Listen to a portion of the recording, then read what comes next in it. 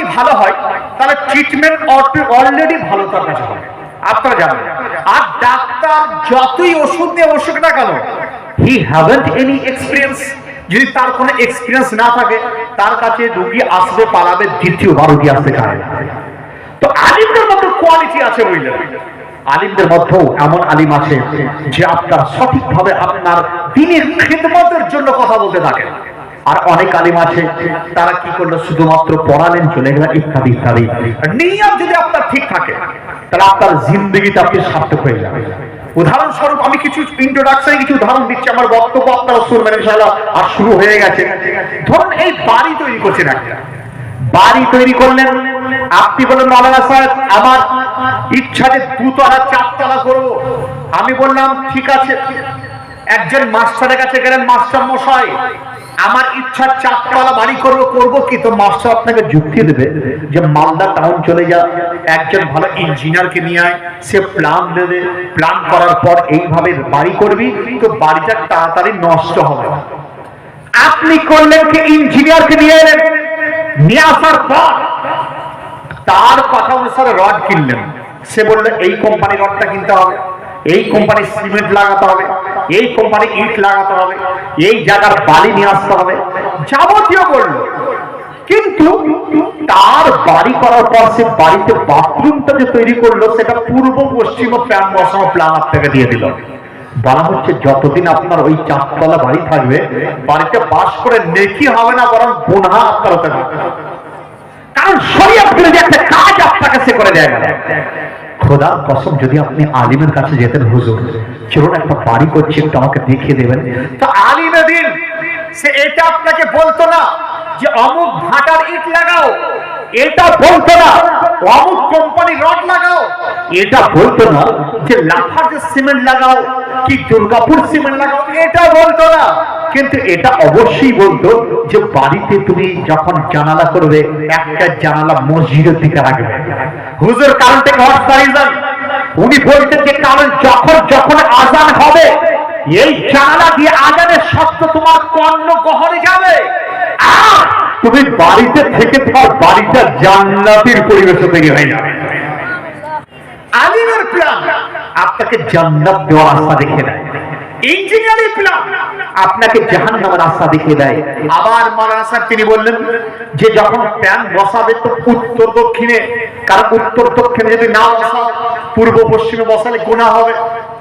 একদল লোক আপনার কমিউনিটিতে আছে, সমাজে আছে, বুঝলেন, তারা পূর্ব পশ্চিমেই বসানোর কথা বলে। আমি বর্ধমান থেকে আসছি, একটা মসজিদে দেখছি যে মসজিদে প্যান বসেছে বাথরুমের মধ্যে পূর্ব পশ্চিমে। আমার হর্স রিজন কারণটা কি? তো আমার মাথায় লেগেছে মৌলভী সাহেব এরা ওই পার্টির লোক, ওই পার্টির লোক। কি সাবাত বুঝবেন একটু? বলে কি বলে হাদিস ছাড়া আর কিছু মানে না। বলে আচ্ছা হাদিস ছাড়া কিছু মানে না? আমরা কি ব্যাপারটা বলো?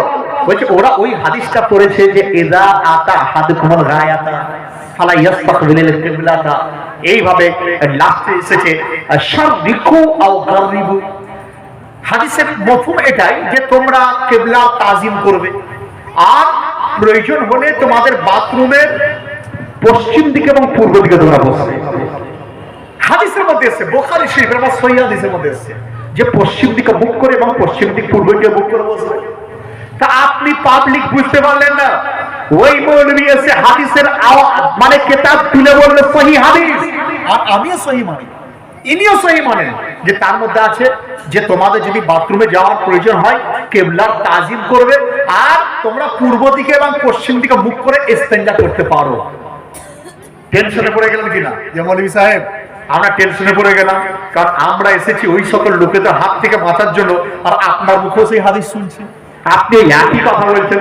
আমি বললাম হ্যাঁ পানি তো একই, পানি তো একই, কিন্তু কিছু পানিতে উযু হয় আবার কিছু পানিতে উযু হবে না। আর অনেক কিছু আপনার উদাহরণ রয়েছে, আমি দিতে চাইছি না। বুঝলেন, হাদিস একই তারা পড়ছে আমরা পড়ছি, কিন্তু মানে মাত্র উল্টো তারা বের করছে। খুব কম সময়ের মধ্যে আপনাদেরকে বুঝিয়ে দেওয়ার চেষ্টা করি, কারণ 2 ঘন্টা শুধু যদি আমি এটা বলি আমার আসল বিষয় যেগুলো সেগুলো আমার পড়ে থেকে যাবে। বোঝার চেষ্টা করো যে হাদিস একই, চাকু একই, যখন ডাকাতের হাতে পড়ে সে মার্ডার করে দেয়। চাকু একই, ডাক্তার বিছানাতে পড়লো, ভালোভাবে অপারেশন করে সাকসেসফুল অপারেশন, বলছে operation has successfully done, complete ভাবে অপারেশন করে দেয়। চাকু একই অপারেশন দুরকম, কেউ মারা যাচ্ছে, কেউ আবার আল্লাহ তাকে হেফাজত করছেন ডাক্তার হাত দ্বারা, তাহলে জিনিস একই কিন্তু মানে। আর এই কারণে আমাদের সমাজে তো ফিতনা, বুঝলেন, সমাজের ফিতনা। আপনি ওই মৌলবী হাদিসের কোটেশন করছে, আমি কোটেশন করলাম। বোঝার চেষ্টা করুন যে কিভাবে কোন জায়গাতে গোলমাল। হাদিস বুঝতে গেলে তিনটে বিষয় কিন্তু আগে জানতে হবে: স্থান, কাল, পাত্র। স্থান, কাল, পাত্র যদি আপনার ঠিক না থাকে তাহলে আপনার কিন্তু হাদিস আপনি বুঝতে পারবেন না। স্থান বুঝতে হবে, কাল বুঝতে হবে, পাত্র বুঝতে হবে। তো ওই হাদিসটি কোন জায়গার জন্য হুজুর বলেছিলেন স্থানটা বুঝতে হবে। তো আমি যখনই মুতালা করলাম তো দেখলাম হাদিসের বর্ণনাকারী তার নাম হযরত আইয়ুব আনসারী। হযরত আইয়ুব আনসারী রাদিয়াল্লাহু তাআলা আনহু, আর তিনি মদিনা শরীফের বাসিন্দা ছিলেন। এখানে কেউ উমরা করেছেন, কেউ আছেন নাকি হজ বা উমরা করতে গেছেন? কেউ আছেন? কেউ নাই। আল্লাহ রাব্বুল আলামিন আপনাদের এলাকা থেকে কয়েকজন ব্যক্তিকে হজ এবং উমরা করার তৌফিক দান করেন। গেছেন হজ করতে? তো মদিনা শরীফ মক্কা শরীফ থেকে কোন দিকে অবস্থিত? উত্তর দিকে অবস্থিত। উত্তর অবস্থিত। আচ্ছা, উত্তর দিকে আপনি ধরুন কাবা শরীফ আছে আমার দক্ষিণ দিকে, আর আমি উত্তরে আছি, তাহলে উত্তর দক্ষিণের দিকে মুখ করে পেচ্ছাপ পায়খানা করা চলবে না। মদিনা শরীফ থেকে উত্তর দক্ষিণে কিবলা, মানে দক্ষিণ দিকে কিবলা, তাহলে উত্তর দক্ষিণে মুখ করে বসা চলে না। কিন্তু ভারতের দিক থেকে, ভারত থেকে পশ্চিম দিকে, যে কারণে ভারতে পূর্ব পশ্চিম বসা চলে না, তাহলে মদিনা শরীফে উত্তর দক্ষিণে বসা চলে না, ভারতে পূর্ব পশ্চিম বসা চলে না। আর হাদিসটা রাসূল পাক তিনি ইরশাদ করেছিলেন মদিনাবাসীর জন্য, বোঝা গেল মদিনা শরীফ থেকে পূর্ব পশ্চিমে বসা চলবে কিন্তু উত্তর দক্ষিণে বসা চলে না। রাসূল পাক তিনি বলে দিয়েছিলেন যে তোমরা যদি প্রয়োজন মনে করো তাহলে পূর্ব পশ্চিমে মুখ করে স্টেজে তোমরা করতে পারো, কিন্তু উত্তর দক্ষিণের স্টেজে তোমরা করতে পারবে না। হাদিস একই, ব্যাখ্যা আলাদা করার জন্য উল্টো পাল্টা হয়ে গেল। তাহলে আপনারা বুঝতে পারলেন যে দেখুন, ঘর আপনারা একই, মা বোনেরা বাড়ি একই দেখছেন, কিন্তু প্ল্যানিং যদি উল্টো পাল্টা হয়ে যায় তাহলে কিন্তু আপনার সমস্ত কিছু চেঞ্জ হয়ে যায়। নিয়ত আপনার ঠিক রাখতে হবে। তো যদি অনেকের এখানে আছে নিয়ত যে আমরা যাচ্ছি একজন বক্তার বক্তব্য শুনবো, বা ওখান থেকে আমাদের জিন্দেগি কিছু পরিবর্তনের কিছু জিনিস আমরা শুনে আসব, যেটা আমাদের জিন্দেগিতে দুনিয়াতেও কামিয়াব এবং আখিরাতে কামিয়াব করবে। আবার অনেকে এসেছেন যে অনেক জলসা শুনেছি, একবার খালি বুকটা দেখে আসি, কেমন বক্তব্য রাখছে দেখে আসি, চলবে কিনা দেখে আসি, সুর করছে কিনা দেখে আসি। আমি বললাম ওই ধরনের লেভেল বা ওই ধরনের অ্যাড আমাদের প্রয়োজন হয় না, বুঝলেন। যে সকল বক্তার প্রয়োজন হয় তাদের কথা আলাদা। আমরা চাই কি যে আপনাদের যদি একটা মাসলা জানতে পারেন তাহলে আমার সাকসেস আছে। দেখুন এখানে অনেক তো জলসা আপনারা শুনেছেন তো আগে, জলসা বড় বড় বক্তা জলসা শুনেছেন। আমার সামনে দর্শকের মধ্যে অনেকে আছেন 60-70 বছরের লোক দেখতে পাচ্ছি, 2 একজন আছেন। আবার অনেকেই বেশিরভাগই মানে মিডিয়াম 40 থেকে 50-এর মধ্যে অনেকেই আছেন। জলসা অনেক শুনেছেন, 10টা 20টা 30টা 40টা। আমি ছোট একটা মাসলার কথা বলি, দেখি আপনারা কেমন জলসা শুনেছেন আর জলসা মনে কেমন রাখেন। আচ্ছা, ছেলেরা মানে আমরা উযু করার পর যদি বাই চান্স হাঁটুর উপর আমার কাপড় উঠে যায়, বাই চান্স, তাহলে আমার উযু থাকবে না যাবে?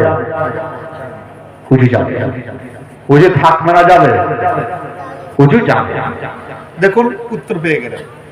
এটা পাবলিকের মাসলা।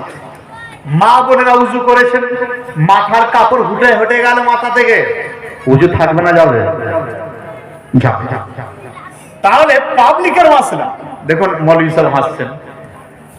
তো কেমন জলসা শুনেছেন যে উযু করার এই প্রাথমিক মাসলাটা জানা নাই, তাহলে আপনি এখন 1 ক্লাসের বই শেষ করতে পারেননি। আমি জামে আজহার থেকে আপনাকে গ্র্যাজুয়েশনের লেভেল কথা কি করে বলতে পারি, বিয়ের কথা কি করে বলতে পারি, এইচএসের কথা কি করে বলতে পারি। মাসলা এটাই, উযু করার পর যদি কোনো ক্রমে হাঁটুর উপর কাপড় উঠে যায় তাহলে উযু ভঙ্গ হয় না, উযু ভঙ্গ হবে না। মা বোনেরাও যদি উযু করার পর কোনো কারণে বাড়ির মধ্যে কাপড় উঠে গেল, তো ওযু নষ্ট হয় না। তাহলে আপনারা প্রাথমিক আপনারা বুঝতে পারেননি। দেখুন আপনাদেরকে বোঝানোর জন্য আপনারা আমরা মুসলমান, আমাদের পরিচয় এটাই যে আমরা মুসলমান। আর এমন ভাবে আপনাকে মুসলমান হতে হবে যে ইন্তেকালের আগে আপনাকে সঠিকভাবে মুসলমান না হয়ে যেন আমরা দুনিয়া থেকে না যাই, সেটা আমাদেরকে চেষ্টা রাখতে হবে।